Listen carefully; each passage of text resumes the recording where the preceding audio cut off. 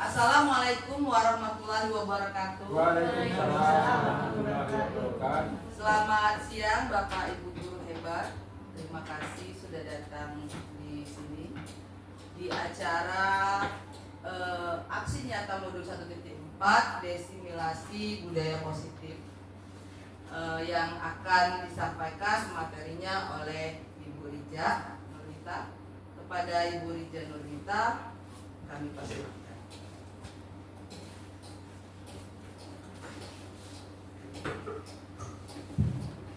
Baik, terima kasih kepada Bapak Ibu yang sudah mau hadir pada kegiatan aksi nyata saya diseminasi budaya positif modul 1.4. Terima kasih Pak Jerawan. Baiklah, langsung saja saya akan menyampaikan tentang menyebarkan pemahaman dan penerapan pengalaman budaya positif modul 1.4. Dalam budaya positif ini ada beberapa konsep inti budaya positif. Yang pertama adalah perubahan paradigma belajar. Selanjutnya ada disiplin positif. Terus ada nilai-nilai kebajikan, kebutuhan dasar manusia, motivasi perilaku manusia, posisi kontrol guru, keyakinan kelas, dan segitiga restitusi. Silakan Ibu Dia. Lanjut. Baiklah, sebelum saya lanjutkan materi tentang konsep inti budaya positif, saya ingin Bapak Ibu guru perhatikan di monitor itu boleh untuk ini apa? Kepalkan tangan, ini pertanyaan pemantik ya. Kepalkan tangannya. Terus instruksinya saya ingin Bapak Ibu, apa sebenarnya yang ingin Ibu pertahankan dalam hidup Ibu saat ini, Bapak? Kira-kira untuk saat ini, kira-kira apa yang ingin Bapak pertahankan? Boleh Pak Jamal? Boleh. Saya ingin mempertahankan keyakinan saya dan hidup. Ya, bahagia. Lanjut, boleh? Bu Putri. Apa yang ingin Ibu pertahankan saat ini? Keyakinan. Selain keyakinan, boleh? Saya harus sukses. Sukses. Iya. Ada lagi? Ada yang tidak mau mempertahankan duit? Tidak. Oke. Terima kasih itu tadi ya dari Bu Putri bahwa untuk mempertahankan sukses. Baik, intinya dari pertanyaan pemantik ini Bapak Ibu, apa yang harus kita pertahankan seperti apa yang disampaikan dengan Bu Putri sama Pak Jamal tadi. Kita harus bisa mengontrol diri kita. Bagaimana apa yang kita pertahankan itu tidak diambil orang. Misalnya atau kebahagiaan, atau duit, atau misalnya kesuksesan. Kita yang bisa mengontrol diri kita, bukan orang lain. Jadi intinya bagaimana kita bisa mempertahankan apa yang sudah kita pertahankan, jangan sampai diambil orang. Begitu ya. Kontrol diri kita itu diri kita sendiri, bukan orang lain. Walaupun kita mau mengontrol diri orang lain, kita harus mendapatkan izin dari mereka. Setuju Bapak Ibu? Setuju. Baiklah, terima kasih. Lanjut Bu Widya. Selanjutnya itu yang pertama, konsep inti dari budaya positif ada pembelajaran tentang paradigma baru. Pembelajaran paradigma baru ini adalah pembelajaran yang berfokus pada berdiferensiasi. Pembelajaran yang bersifat berpihak pada murid. Artinya berpihak pada murid itu kita sebagai seorang guru itu mengamong, menghamba kepada murid. Tanda kutip menghamba itu adalah kita bisa membimbing. Silakan Ibu Disti. Bisa membimbing, menuntun anak, dan bisa memotivasi anak tersebut. Itu yang dinamakan dengan pembelajaran berdiferensiasi. Berarti kita harus berpihak kepada murid. Selanjutnya itu berdasarkan profil pelajar Pancasila. Paham Bapak Ibu ya profil pelajar Pancasila? Ada pertama ada apa kira-kira? Beriman dan bertakwa. Apa lagi? Ada yang masih ingat profil pelajar Pancasila? bergotong royong, kreatif, ya benar sekali Bu Lesi. Ada lagi mandiri, bernalar kritis, dan kreatif. Itu profil pelajar Pancasila yang tidak boleh kita lupakan sebagai seorang guru. Next, Ibu Lydia. Jangan dekat ke mikrofon tuh. Selanjutnya, teori kontrol berdasarkan Dr. William Glasser. Itu seorang guru itu harus bisa mengilusikan tentang guru mengontrol muridnya. Selanjutnya, bahwa semua penguatan positif, efektif, dan bermanfaat. Selanjutnya ada ilusi bahwa kritik itu bisa membuat rasa bersalah, mampu menguatkan karakter. Selanjutnya ada bahwa orang dewasa itu berhak memaksa, dan miskonsepsi. Lanjut, Bu Widya. Mengubah paradigma stimulus respon ke pendekatan teori kontrol. Yang pertama, stimulus respon. Stimulus responnya realita kehidupan kita sama. Teori kontrolnya adalah realitas kebutuhan itu tidak sama. Itu teori kontrolnya. Selanjutnya, semua orang melihat hal yang sama. Realitanya setiap orang itu memiliki gambaran yang berbeda. Lanjut, ada kita mencoba mengubah orang agar berpandangan sama dengan kita. Teori kontrolnya, kita berusaha memahami pandangan orang lain tentang dunia. Ada perilaku buruk terlihat sebagai suatu kesalahan. Teori kontrolnya, semua perilaku memiliki tujuan. Seperti itu. Next, Ibu Widya. Disiplin positif. Disiplin positif itu berasal dari kata disiplina yang artinya belajar.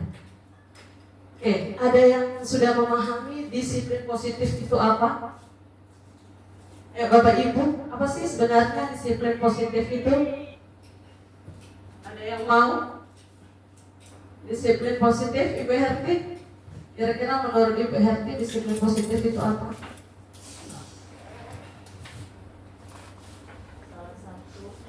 Salah satu cara untuk menerapkan disiplin bertujuan untuk menumbuhkan kesadaran kepada manusia. Iya. Ibu Disti? Disiplin positif menurut saya di mana kita bisa melakukan tanggung jawab kita sebaik mungkin sesuai dengan yang seharusnya. Iya. Yang seharusnya berarti tujuannya adalah kita itu bisa mengontrol diri, Bu ya. Ya, berarti kita tujuan sebagai pendidik itu tujuannya adalah menciptakan peserta didik yang memiliki disiplin diri sehingga mereka berperilaku mengacu pada kebajikan universal. Artinya universal itu adalah menyeluruh. Next, Ibu Widya. Ada selanjutnya ada nilai-nilai kebajikan. Nilai-nilai kebajikan ini berdasarkan profil pelajar Pancasila adalah yang pertama tadi sudah disebutkan ya, Bu Winda. Ada beriman, bertakwa kepada Tuhan Yang Maha Esa, berakhlak mulia, berkebinekaan global, gotong royong, mandiri, bernalar kritis, dan kreatif.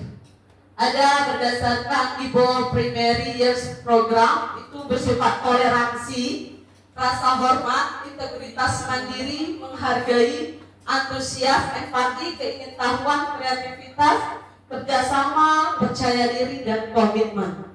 Terakhir itu ada keterampilan hidup, dapat dipercaya, lurus hati, pendengar yang aktif, tidak merendahkan orang lain, dan memberikan yang terbaik dari diri kita. Itu nilai-nilai kebajikannya. Next, Ibu Widya. Kebutuhan dasar manusia.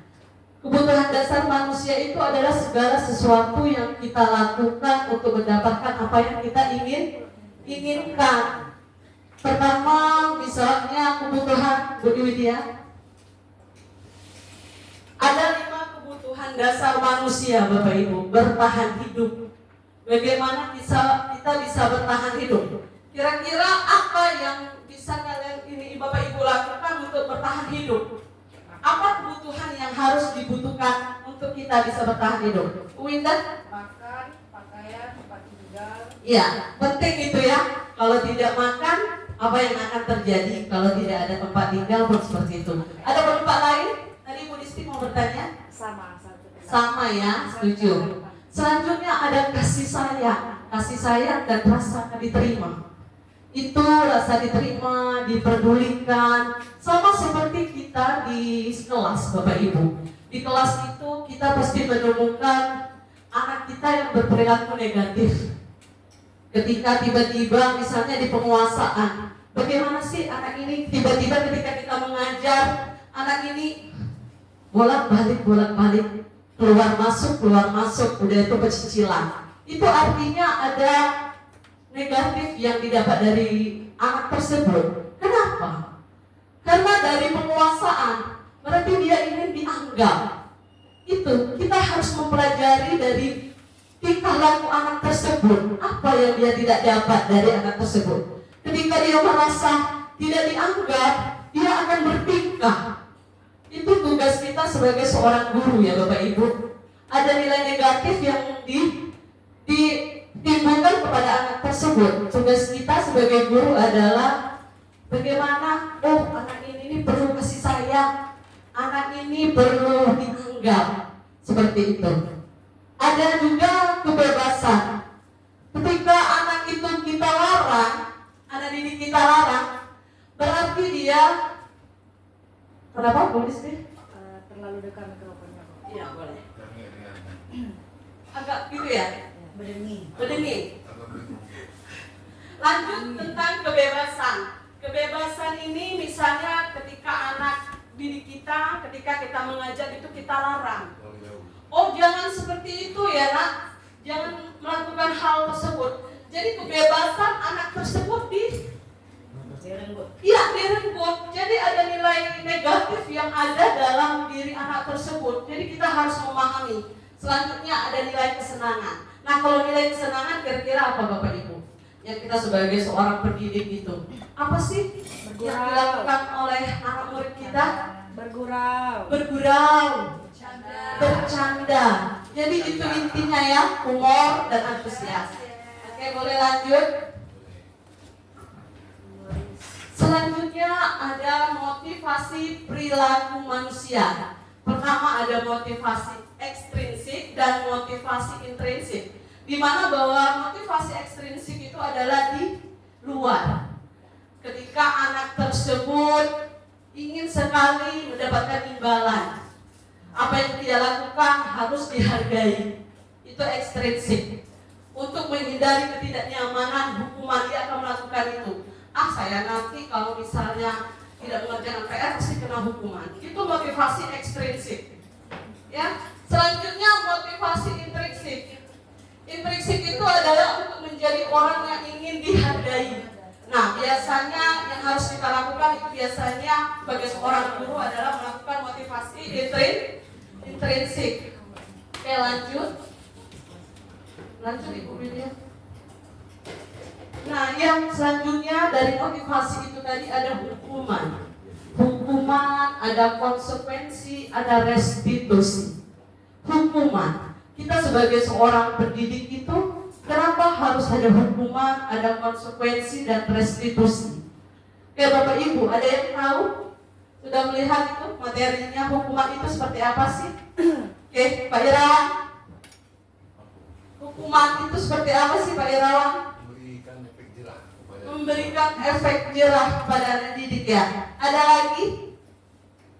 Konsekuensi dari kesalahan yang dia buat. Iya, konsekuensi dari hukuman yang dibuat. Benar Bapak Ibu ya.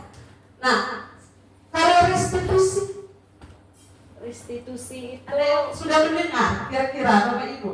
Udah ada yang paham? Ibu Widya yang depan dulu. Ada yang tahu tentang restitusi? Tidak tahu. Nah, di dalam motivasi perilaku manusia itu ada hukuman, ada konsekuensi, ada restitusi. Hukuman itu adalah yang terencana, tiba-tiba. Misalnya ketika anak itu tidak membuat PR atau kesepakatan kelas atau dia tidak memakai atribut lengkap ketika upacara. Hukumannya sesuai dengan konsekuensinya, berarti dia berdiri di tiang bendera sambil hormat, itu bisa dinamakan dengan hukuman. Jangan tiba-tiba dia tidak memakai atribut sekolah, tiba-tiba disuruh berlari. Jadi itu tidak sesuai dengan konsekuensinya, tidak sesuai dengan konteksnya. Seperti itu. Nah, restitusinya itu adalah cara bagaimana menyelesaikan masalah. Restitusinya berkolaborasi, ibaratnya seperti itu Bapak Ibu. Paham dari ketiga ini Bapak Ibu ya? Oke, lanjut. 5 posisi kontrol Bapak Ibu. Nah, di dalam kita sebagai seorang pendidik, Bapak Ibu harus tahu 5 posisi kontrol kita sebagai seorang pendidik. Di mana sih posisi kontrol kita sebagai seorang pendidik? Yang pertama, ada penghukum, ada pembuat merasa bersalah, ada teman, ada pemantau dan manajer. Berarti ada 5 ini. Di mana sih Bapak Ibu? Ketika seperti saya misalnya mengajar otomotif, ketika anak mengalami misalnya sering terlambat, sering bolos, itu kemana saya? Apakah saya harus sebagai seorang penghukum? Ya, apa saya sebagai seorang pembuat merasa bersalah? Apa sebagai teman? Atau sebagai pemantau dan manajer? Ada yang sudah tahu Bapak Ibu? Paham tidak Ibu Bapak Ibu? Penghukum itu seperti apa sih? Manajer boleh Bu Disti? Baik, terima kasih Bu Liza. Materinya sangat bagus. Penghukum, pemantau, pembuat rasa bersalah dan teman itu menurut saya terlalu kalau teman mungkin terlalu baik ya, mungkin terlalu lembut kita ya, nanti anaknya berujak. Kalau penghukum nanti anaknya ngeri pulang sama kita Bu. Kalau pemantau lecak sampah pulau kan, membuat rasa bersalah ngapa kita cak menghantui siswa. Bersalah ya. Menurut saya posisi manajer itu lebih tepat Bu. Jadi kita bisa menempatkan diri kita di berbagai macam yang keempat lainnya itu, tapi dengan posisi yang lebih menyenangkan bagi siswa. Mungkin seperti itu Bu. Ya, benar sekali ya. Boleh tepuk tangan untuk Ibu Desi atas pemahamannya sebagai seorang guru, sebagai pendidik ya. Benar sekali bahwa posisi 5 posisi kontrol guru itu sebaiknya kita sebagai seorang manajer. Tapi bagaimana caranya? Seperti kalau kayaknya Bapak Ibu ini mungkin ada sih ya, sebenarnya mungkin saya sendiri setelah saya mempelajari tentang budaya positif, ternyata banyak manfaatnya. Karena saya sebagai seorang guru otomotif tidak banyak sih saya masih bisa seperti seorang penghukum. Karena ada juga sebagai pembuat merasa bersalah, tapi setelah mempelajari materi budaya tersebut ternyata jangan seperti Ibu Bapak Ibu. Ada yang ingin ditanyakan kira-kira? Oke Bu Widya. Dari 5 posisi kontrol guru. Baik Bu, itu ingin saya tanyakan. Kita kan tahu bahwa banyak oknum-oknum guru yang membuat perasaan siswa ketika tidak mengerjakan tugas atau misalnya datang terlambat itu membuat dengan cara membuat rasa bersalah pada siswa. Nah, bagaimana nih kita sebagai guru itu untuk memberitahu ini kan kita budaya positif dengan rekan sejawat kita, kalau misalnya perbuatan atau tindakan yang dilakukan ya dengan cara mereka membuat rasa bersalah pada peserta didik itu tidak baik untuk dilakukan. Terima kasih Ibu Widya. Ya, sebenarnya ya untuk kita memberitahu kepada rekan sejawat itu sebenarnya agak segan Bu ya. Sebenarnya ya kayak kita nggak pernah melakukannya seperti itu, karena kita sebagai seorang pendidik itu kita juga sama-sama belajar. Jadi kalau menurut saya kalau sama-sama rekan sejawat itu kita harus berkolaborasi dulu Bu, menjelaskan bahwa 5 posisi kontrol itu yang seperti apa. Kita sebagai seorang pendidik itu harus seperti apa. Misalnya kalau kita membuat merasa bersalah, apa dampak dari anak tersebut? Pasti apapun ada dampaknya. Seperti itu ya Bapak Ibu. Paham? Jadi kita harus berkolaborasi dulu dengan rekan sejawat itu. Ada lagi? Ibu Widya? Jadi Jadi ini ya Ibu Rija, saya pernah di posisi kontrol sebagai hukum. Pasti itu Bu. Kemudian saya juga pernah di posisi pembuat merasa bersalah dan juga pernah sebagai teman pemantau badan manajer. Nah, tapi kan saya juga tidak, yang terbaik itu sebenarnya kan manajer. Nah, tapi dalam kenyataannya posisi yang lain itu sering saya lakukan, ya kan? Dan saya juga tidak bisa mengontrol diri terkadang untuk harus memposisikan diri sebagai manajer. Iya. Jadi bagaimana menurut pendapat Ibu? Kalau terkadang Tidak pengontrol Bu ya. ya sebagai penghukum dan sebagai teman di satu kasus. Satu kasus. Iya, saya memposisikan diri kebetulan kita kan namanya manusia ya, Iya. tidak bisa sempurna. Terkadang saya dalam satu kasus itu bisa sebagai penghukum dan sebagai teman. Iya. Mungkin rekan-rekan yang lain Ada yang mau menanggapi dari pertanyaan Ibu Widya? Boleh Ibu Herti. Kenapa kita tidak bisa mengontrol diri tadi? Saya melihat pemaparan dari Bu Risa tadi. Sini ada kontrol guru yang paling baik itu adalah manajer. Tetapi sini lagi kita lihat dulu, menurut saya nih ya, kondisi kita di lapangan seperti apa. Kalau kita selalu menempatkan diri kita sebagai manajer, artinya kedisiplinan untuk kondisi-kondisi tertentu bisa saja tidak tercapai. Karena memang kalau menurut bahasa itu manajer yang paling bagus posisinya.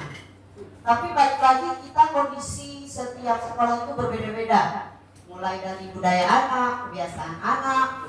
Nah, kalau kita selalu menempatkan diri kita sebagai manajer dengan mengabaikan yang lain, misalnya teman, pemantau ataupun pembuat dasar bersalah, rasanya itu kurang tepat gitu. Kalau menurut saya, kalau menurut bahasa yang di sini ya memang posisi yang paling bagus manajer. Tetapi untuk berkondisi yang setiap di lapangan itu akan selalu berbeda-beda. Tidak mungkin manajer itu selalu tepat dalam kondisi yang tertentu. Iya, itu tadi ini jawaban dari Ibu Herti bahwa katanya tidak selalu kita itu sebagai manajer. Ada kalanya kita itu di posisi penghukum atau pembuat merasa bersalah. Tapi kalau menurut saya, apa nanti ada yang menanggapi? Boleh Pak Irawan, Bu Disti, menarik ini sebagai seorang pendidik. Terima kasih kepada kesempatan beliau. Ya baik, Pak Irawan. Kalau menurut saya, untuk posisi kontrol guru di sini Bu, kalau di manajer itu sebenarnya itu sudah include semuanya Bu. Kita bisa jadi penghukum, pembuat merasa bersalah terjadi, tapi kita bisa di manajer. Namanya manajer kan? Kita yang mengatur semua kondisi yang ada di dalam kelas kita. Sistemnya berarti diperhalus, tidak sekasar penghukum. Bahasanya yang diperhalus di dalam namanya manajer. Manajer tahu kan, kita tahu sendiri apa arti dari manajer.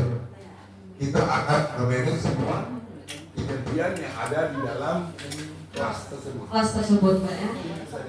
Misalnya kalau terhadap kasus anak tersebut ya, misalnya kalau anak tersebut terlambat datang sekolah, apa yang harus diposisikan sebagai seorang guru?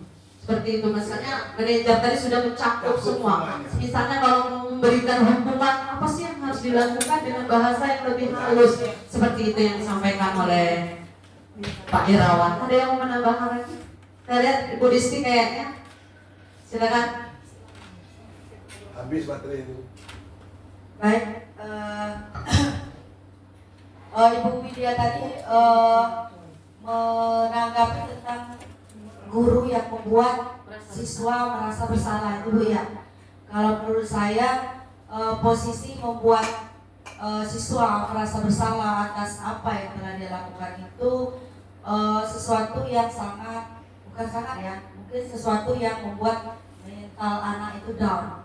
Karena ketika anak berbuat salah, menurut saya sebaiknya kita menyadarkan siswa, cukup menyadarkan siswa atas kesalahannya. Kemudian kita memberikan support, seperti misalnya semua orang bisa melakukan itu. Ibu juga pernah melakukan kesalahan.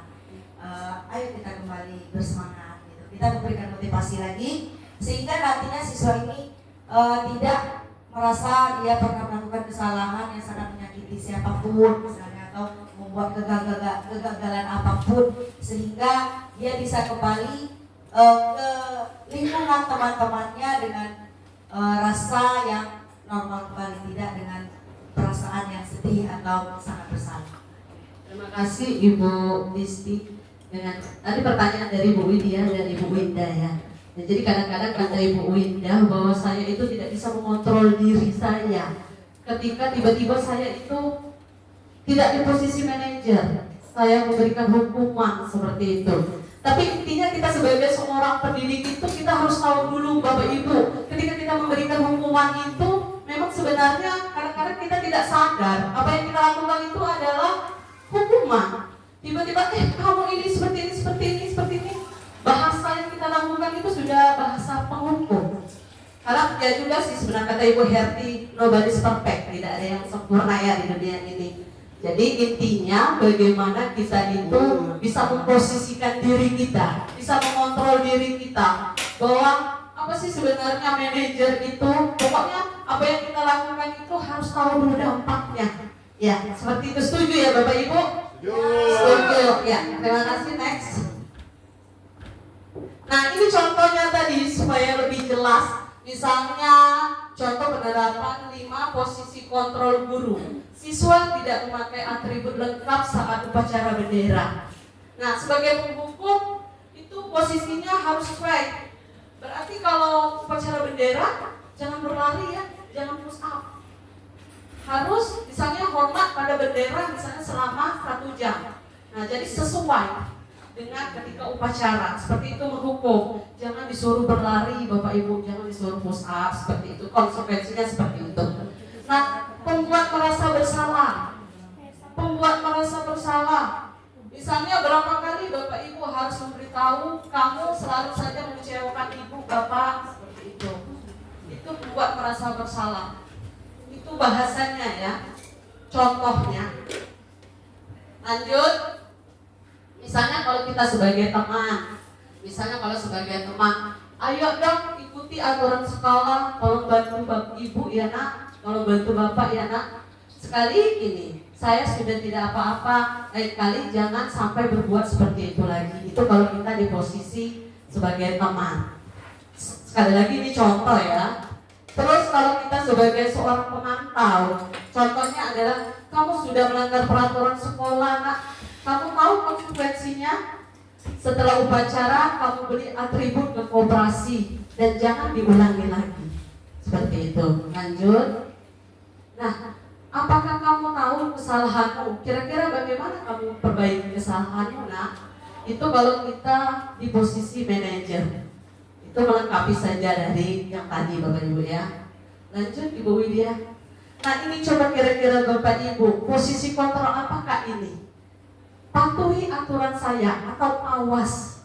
Kira-kira apa ini Bapak Ibu? Penghukum ya, setuju? Ini penghukum. Membuat merasa bersalah. Pembuat merasa bersalah. Next dulu. Bu, yang kedua. Ibu sangat kecewa sekali dengan kamu. Membuat merasa bersalah. Nah, jadi Bapak Ibu sudah bisa membedakan kan artinya mana penghukum, yang mana membuat merasa bersalah. Ya, jadi yang pertama tadi penghukum ya? Iya, ada kata awas Pak ya? Iya. Lanjut, ini pembuat merasa bersalah. Next, Bu Widya. Ayo bantulah demi ibu ya nak. Teman. Setuju? Iya, sudah paham. Peraturannya apa? Pemantau, iya. Apa rencana kamu untuk memperbaiki ini? Manajer, ya. Berarti Bapak Guru hebat ini sudah paham ya. Next, ada materi tentang keyakinan kelas. Keyakinan kelas. Mengapa keyakinan kelas? Mengapa bukan peraturan kelas? Siapa yang mau? Oke, Ibu Widya, Ibu Winda. Materi selanjutnya tentang keyakinan kelas ya Bapak Ibu. Jadi beda keyakinan kelas dan peraturan kelas mungkin ya. Iya. Itu mengapa Bu ya? Baik, kalau peraturan kelas itu lebih tegas kalau menurut saya. Tapi kalau keyakinan kelas itu adalah kesepakatan yang dibuat bersama antara guru dan siswa, tapi dengan menggunakan kalimat yang positif. Iya. Mungkin yang lain Ada yang lain? tambahan? Apa sih? Apa sama antara keyakinan dan peraturan kelas? Oke. Kira-kira ada yang mau? Oke, boleh Bu Widya. Jadi menurut saya keyakinan kelas itu apa yang disepakati oleh warga di kelas tersebut. Jadi sama-sama disepakati untuk keyakinan yang akan dilaksanakan di kelas tersebut. Nah, kalau peraturan itu satu arah, jadi satu arah, cuma satu ketentuan dan peraturan. Jadi harus dilaksanakan sesuai dengan ketentuan tersebut kayak gitu. Benar sekali ya. Jadi Bapak Ibu, keyakinan kelas itu adalah bagian dari kesepakatan ke kelas. Sementara kalau peraturan kelas itu menyeluruh. Ya. Ada yang mau disampaikan? Tidak? Cukup. Nah, itu dari keyakinan kelas. Jadi harus membuat pertanyaan jawaban yang positif. Jadi jangan pertanyaan yang negatif. Itu keyakinan kelas. Lanjut. Langkah-langkah utama dalam menetapkan keyakinan kelas Bapak Ibu. Kalau kita sebagai seorang pendidik, yang pertama kita harus berdiskusi dulu, memunculkan peraturan-peraturan yang perlu ditaati di warga kelas. Yang kedua, mengubah peraturan menjadi kalimat yang positif. Ya benar yang dibilang sama Ibu Winda tadi. Harus menggunakan kalimat yang lebih positif.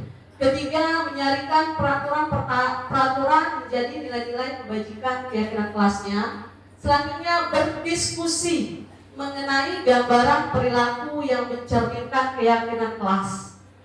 Kelima, berdiskusi mengenai peran seluruh warga kelas. Dan keenam, meninjau ulang keyakinan kelas dari waktu ke waktu.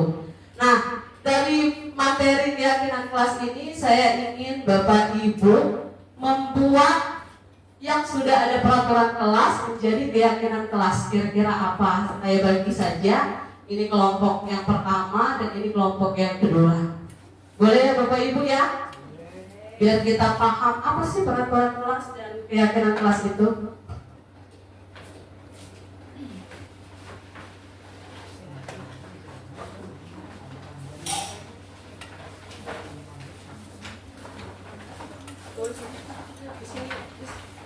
Bisa. Ini kartonnya, boleh di sebelahnya peraturan kelas, di sebelahnya keyakinan kelas. Jadi kira-kira peraturan kelasnya yang sudah ada dibuat menjadi keyakinan kelas. Jadi ada dua. Ada sebelahnya peraturan kelas. Ya, peraturan kelas boleh, peraturan sekolah boleh. Yang sudah ya. Ya. Boleh berkelompok. Koko, Mas. Ngantuk ya Bapak Ibu? Ngantuk, Bu. Ngantuk. Kita abis ini ke ice breaking ya. Iyalah. Ya, peraturan kelas. Ingat ya Bapak Ibu, keyakinan kelas harus menggunakan kalimat yang positif. Kelas tidak? Tidak. Dia baik kan? Nampak aku bikin.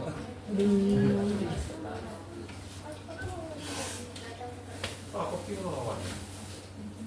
Masalah part lain anak. Kenapa? Tapi kok kenapa? Ini udah dapat kue di situ. Baru kawannya lagi baca.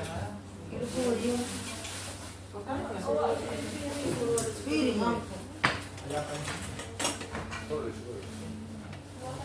Peraturan telah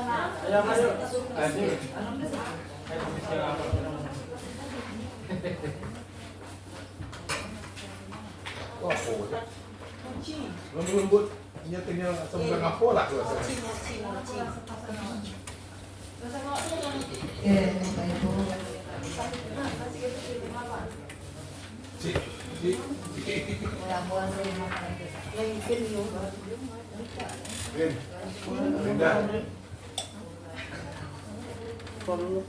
Bapak Ibu, peraturan kelas berarti peraturan sekolah boleh. Atau kalau kita sebagai wali kelas kan, kita harus membuat keyakinan kelas di kelas kita. Misalnya, kalau kata positif berarti tidak boleh menggunakan kata tidak, Bapak Ibu. Bukan. Misalnya, jangan membuli. Kalimat positifnya seperti apa?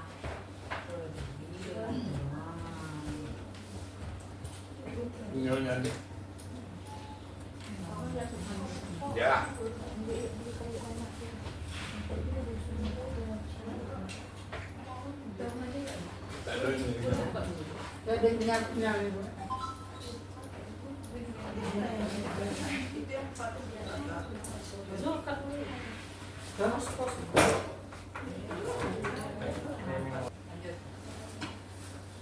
Oke, Bapak Ibu ya, keyakinan kelas. Orang mana dia?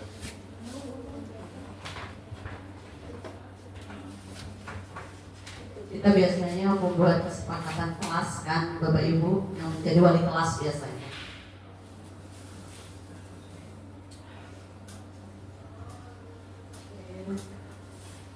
Semangat Bapak Ibu.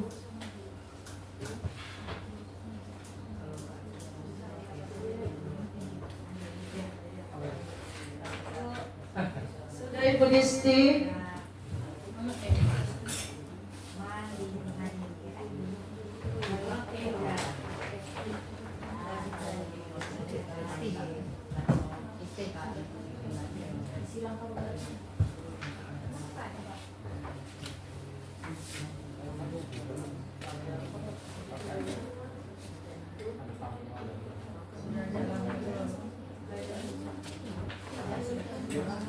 Sudah?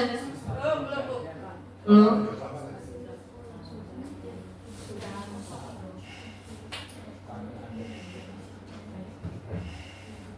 Ya, toh.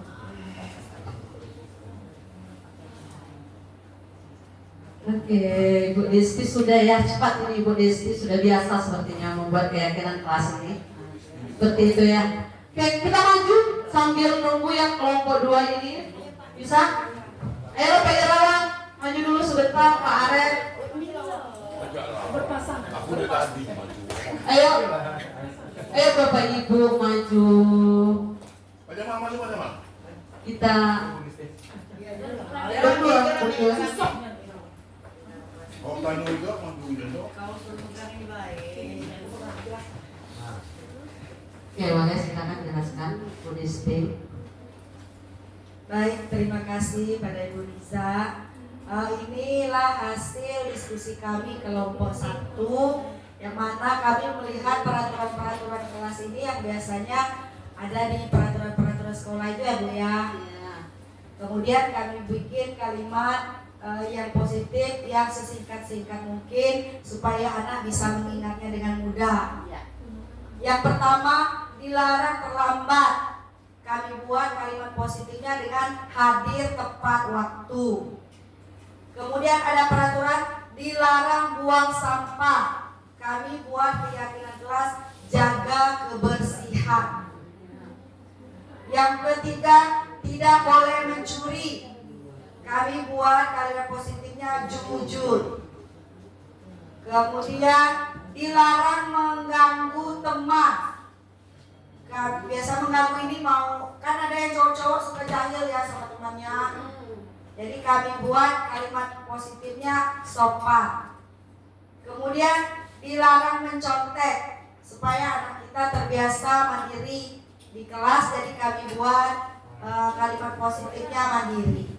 Terima kasih Bu Riza, semoga sudah ada ini Sesuai ya, belajar namanya. Nanti dulu Ibu Disti sama Ibu Dia, kira-kira menurut Bapak Ibu peraturan kelas yang dibuat Ibu Dia dan Ibu Disti ini sudah ya, boleh kelompok 1. Ada yang mau nanggapi? Ada yang mau memberikan tanggapan? Oh, ini peraturannya seperti ini. Saya mau menanggapi dulu untuk peraturan kelas sudah benar. Kalau untuk keyakinan kelas, mungkin ada kalimat yang mau saya tambahkan. Ya boleh. Masukan untuk kelompok Ibu Kristi, kelompok Julia. Untuk kalimat nomor 2, marilah kita menjaga kebersihan. Jadi sekalian itu mengajak, mengajak. Jadi kalimatnya itu lebih persuasif gitu loh. Persuasif ya, mengajak. Mungkin itu aja. Ada tambahan dari yang lain barangkali? Pak Terawan atau Pak Ibu? Nah, kami yang buat. Ya. Ini kami jawab tadi. Oke, Bristi, silakan. Baik, terima kasih pada Ibu Winda. Jadi gimana tadi kalimatnya, Bu? Marilah kita Marilah kita menjaga kebersihan. Baik ya Bu ya, lebih mengajak Bu ya. Kalau begitu kira-kira kalau dijujur itu berarti kalau kita tambah lagi kalimat apa Bu? bahasanya. Berusaha untuk jujur. Jadilah anak yang Jadilah anak yang jujur. Jadilah anak yang sopan ya Bu ya. Oke, nanti kita perbaiki lagi. Terima kasih masukannya Ibu Winda. Terima kasih. Oke, bagus. Benar sekali ya. Bapak guru-guru yang hebat ini. Selanjutnya boleh Ibu Desi dan Ibu Dela peraturan kelas dan keyakinan kelas yang dibuat.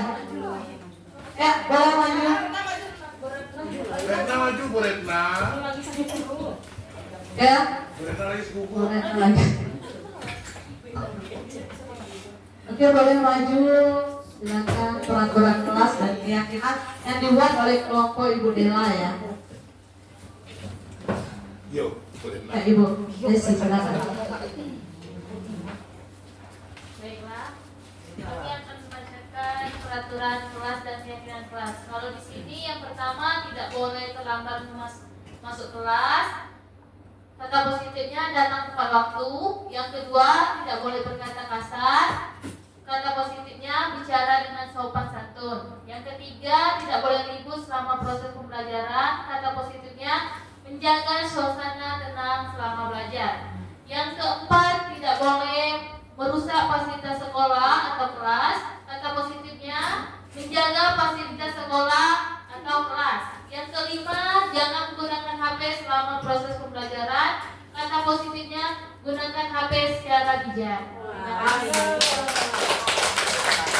Bagaimana kira-kira? Kira-kira Bapak Ibu ada penambahan ini? Bagus nih, Bu. Mantap ya? Oh, berarti oke. Yakin tidak ada? Oke, udah tepuk tangan dulu untuk Ibu Lesti dan Ibu Dela dan Ibu Putri. Terima kasih. Ya, berarti itu ya Bapak Ibu ya, antara peraturan kelas dan keyakinan kelas.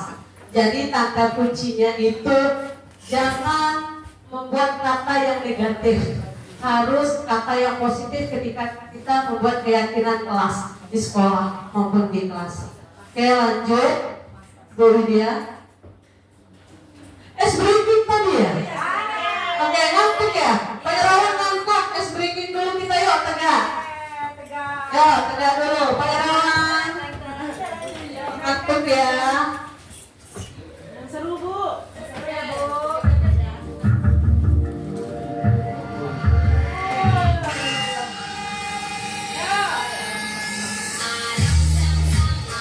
Sam sam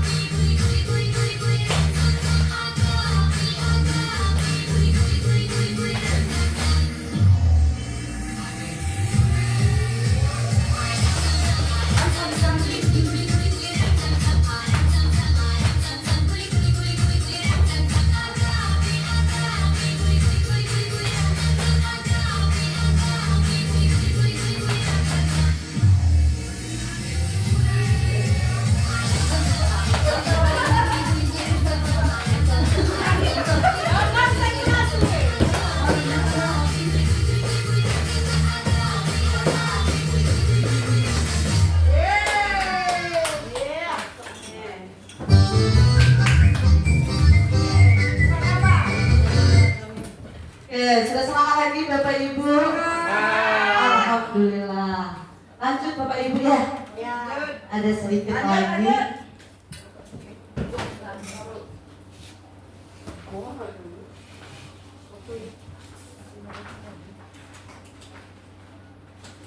Oke, Bapak Ibu, selanjutnya segitiga restitusi. Segitiga restitusi itu adalah suatu proses dialog yang dijalankan oleh guru agar dapat menghasilkan murid yang mandiri dan bertanggung jawab. Ini azab sakit, Bun. Next dulu, kan dulu.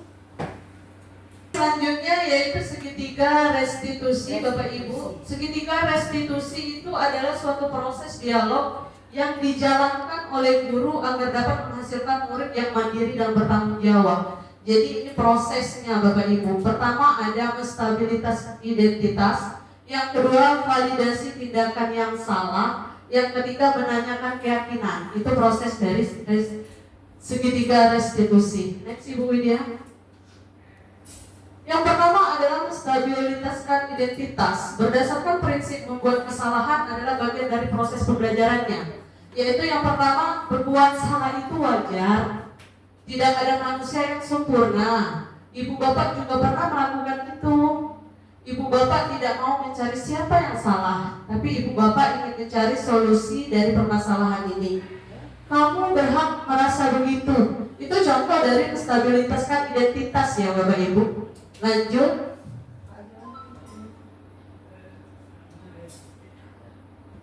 Kedua, validasi tindakan yang salah, yaitu prinsip setiap perilaku berupaya memenuhi suatu kebutuhan tertentu. Contohnya, kamu pasti punya alasan kenapa melakukan hal itu.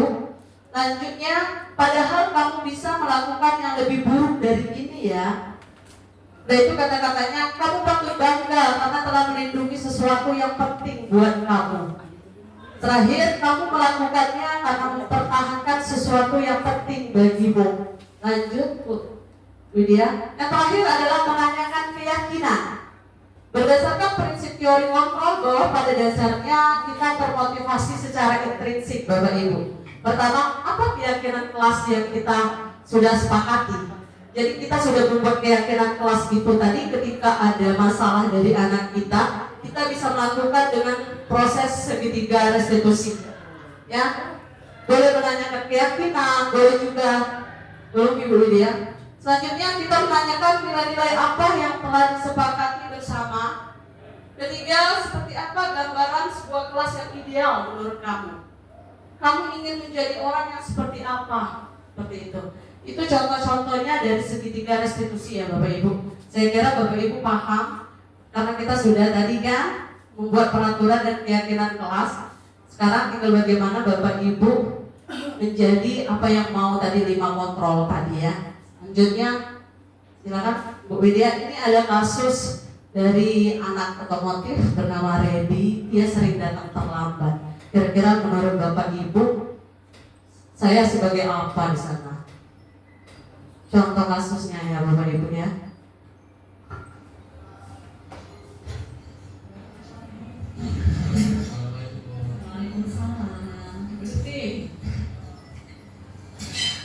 Jadi tahu kenapa Ibu panggil hari ini? Gini nih, Ibu dapat laporan dari guru basket dan guru mata pelajaran kalau Redi itu sering datang terlambat. Apakah benar? Benar. Nah jadi gini, menurut Redi sudah berapa kali Redi terlambat? Sudah sering. Nah menurut Redi datang terlambat kesalahan dia. Nah jadi Redi berbuat kesalahan itu manusiawi karena tidak ada manusia yang tidak melakukan kesalahan. Dan itu penting kita bisa belajar dari kesalahan tersebut, berusaha untuk memperbaikinya. Sebenarnya tidak tadi tujuannya. Nah sekarang kita cari solusinya. Kita cari solusinya biar terselesaikan. Nah Redi sering datang terlambat itu kenapa?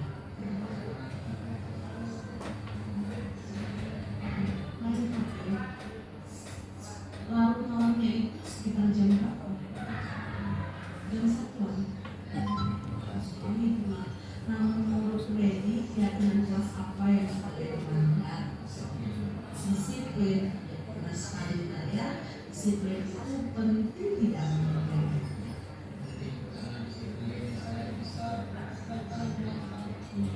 sekali ya, menghargai waktu itu penting dan sangat bermanfaat untuk kita. Selain itu bisa menghargai orang lain dan diri kita juga, pekerjaan, dan dapat mengajari kita rasa peduli. Ya.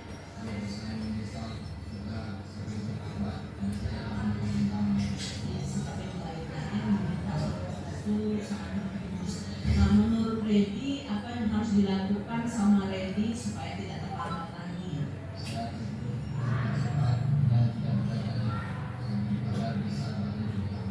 Ya, sekali setuju lah ya. Jadi Reddy mulai hari ini jangan lagi tidur larut malam. Mulai jam 10 sudah mulai untuk berkemas-kemas untuk pelajaran besok ya, tidak terlambat. Nah sekarang ibu nanti akan bekerja sama dengan orang tua Reddy untuk memantau dan mata pelajaran. Nanti Reddy minta maaf ya agar tidak mengulanginya lagi ya nak ya. Setuju nak ya? Jangan dipanggil ya. Assalamualaikum warahmatullahi wabarakatuh. Saya Reddy dari kelas 12. Saya ingin mengakui kesalahan saya. Saya ingin terima kasih kepada ibu saya sudah mengajak saya diskusi dengan baik. Terima kasih Ibu.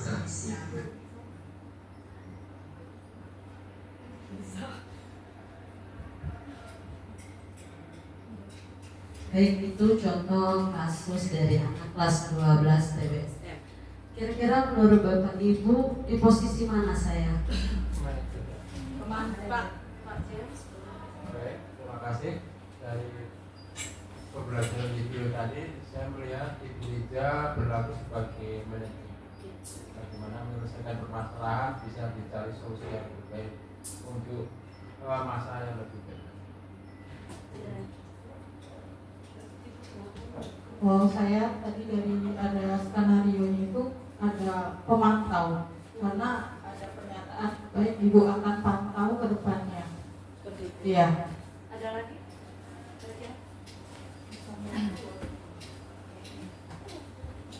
Menurut saya sudah di posisi manajer karena segala aspek itu sudah terlihat di situ.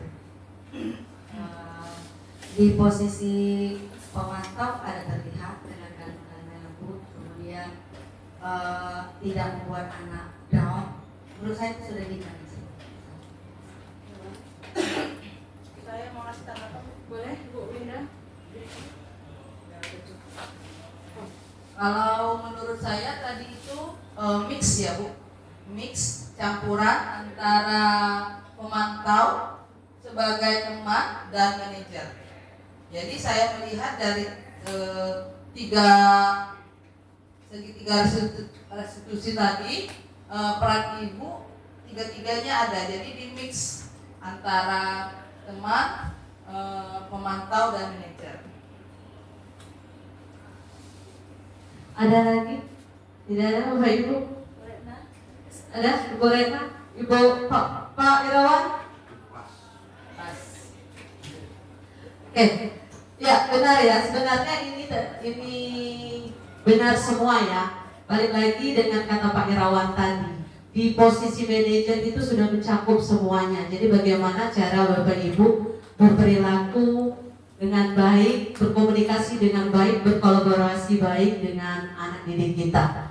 Ya, baiklah Bapak Ibu, itulah tadi pemaparan saya tentang menyebarkan pemahaman dan penerapan pengalaman budaya positif modul 1.4. Mudah-mudahan apa yang saya sampaikan bisa ibaratnya disosialisasikan kepada sekolah kita agar budaya positif kita berjalan dengan lancar. Baik, itu saja. Kemudian kurang saya mohon maaf. Wabillahi taufiq wal hidayah. Wassalamualaikum warahmatullahi wabarakatuh. Waalaikumsalam warahmatullahi wabarakatuh. Terima kasih Bapak Ibu.